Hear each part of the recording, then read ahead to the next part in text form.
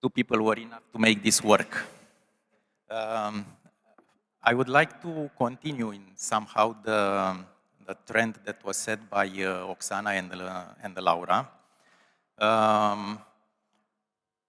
For the beginning, I'm gonna be the bad guy here. I chose let's say, the title for my intervention, Born Bankable or Dead on Arrival. What do I mean by that? Even if it might be a little bit shocking for you, but I don't think. I want to talk about a general problem of the current investment market for renewables, which is the lack of quality ready-to-build projects. Indeed, it is important to think about how to finance the project, but if you think about, as a developer, if you think about this only when the project is ready to build, you are likely to lose the race. There are literally hundreds of projects with ATRs already issued that are simply collecting dust on a shelf, and they are just blocking the grid for no real purpose. Solar developers have emerged overnight from former farmers, plumbers, or whatever other unrelated occupation. If you take an Uber now to drive around the city and you happen to mention that you work in renewables, 7 out of 10 drivers are going to tell you that they know they have a friend with a good project. This is not a healthy market, and for sure this is not a mature market. We have seen projects with ATRs with connection costs in excess of 150,000, with grid reinforcement cost, enormous grid reinforcement cost, with limitations on export and so on. So all kind of reasons for the project not to meet the expected revenues or not to meet the expected profitability. We have nothing against people reinventing themselves, but they have to do it properly.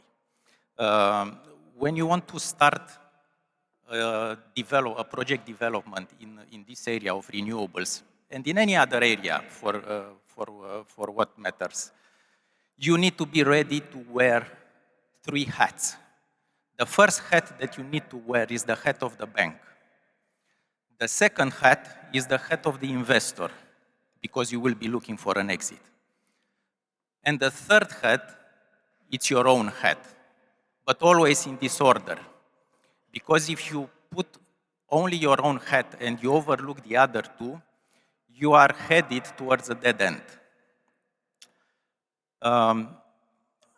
There is a classic quote that says, "No man is an island." And this goes for businesses as well. No business is an island. So you need to consider from the very beginning how you interact with the businesses that are of relevance to you. Take a partner alongside with you. Take him on board. Take someone professional to guide you. Take someone who knows the market, not only the market like my colleague said here, not only the market for the actual execution of the project, but also for the operation of the project. There is a lot of due diligence that you need to do as a developer before you start a project. If your due diligence goes well and is validated, then you are very likely that your project will go well, will be bankable, will be sellable. If any of the 3 hats doesn't suit you, for sure you are doing something wrong.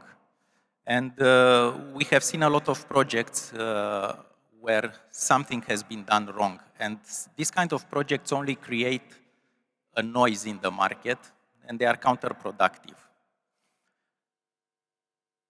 I see a lot of ATRs that are expiring every week. And the trend is only growing. ATRs that expire without the projects being implemented.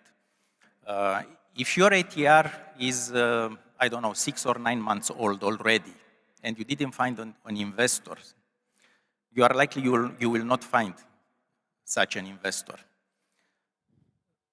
Then it's the time to reconsider your project. Look for a professional partner that can help you in such restructuring effort. I don't know, you have high connection costs, you have limitations of export in your ATR. Okay, go for a new ATR. Think about adding storage to your project. There are a lot of solutions that can make your project more feasible.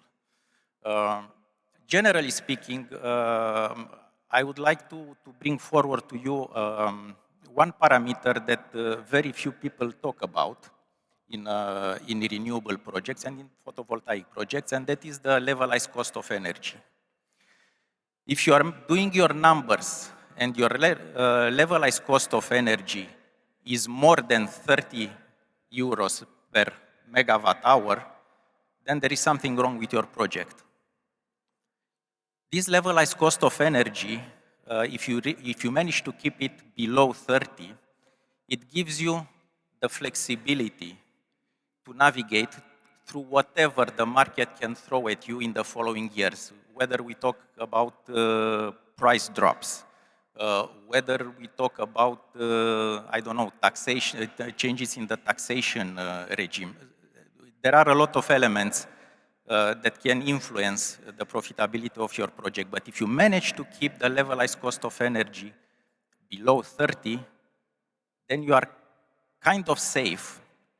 The banks are going to appreciate that. The investors for sure are going to appreciate that, because the first thing the investors are looking, like you said, they are very prudent, or Oksana said, investors are very prudent. But by no means they are not more prudent than the banks. And the first thing that investors look at is how bankable the project is. I think it's less than 10% of investors that want to do a project with their own equity. They will all of them will be looking for leverage, and they will look for the bankability of this project, of your project. So I don't know if there are people in this room that are in this situation, with a project that is not sellable for a long period of time, that the ATR is about to expire. You need to take steps. Don't sit back and wait, because the investors are not going to come by themselves. They didn't come in 6 to 9 months. They are not going to come in the last 3 months of your ATR. Look for somebody that can help. Yes, it will cost. Nobody helps you for nothing. But in the end, you will have an exit. You will make maybe not what you were expecting. This is another discussion, what the expectations are today. But for sure, you will be happy. This is my main message that I wanted to pass. Look at your numbers before you reach the RTB. Even from the time you select the location, there are a lot of possibilities to do your due diligence, to estimate what your connection cost is going to be. There are a lot of professionals that can help you with that without spending a fortune, but possibly helping you to save a fortune.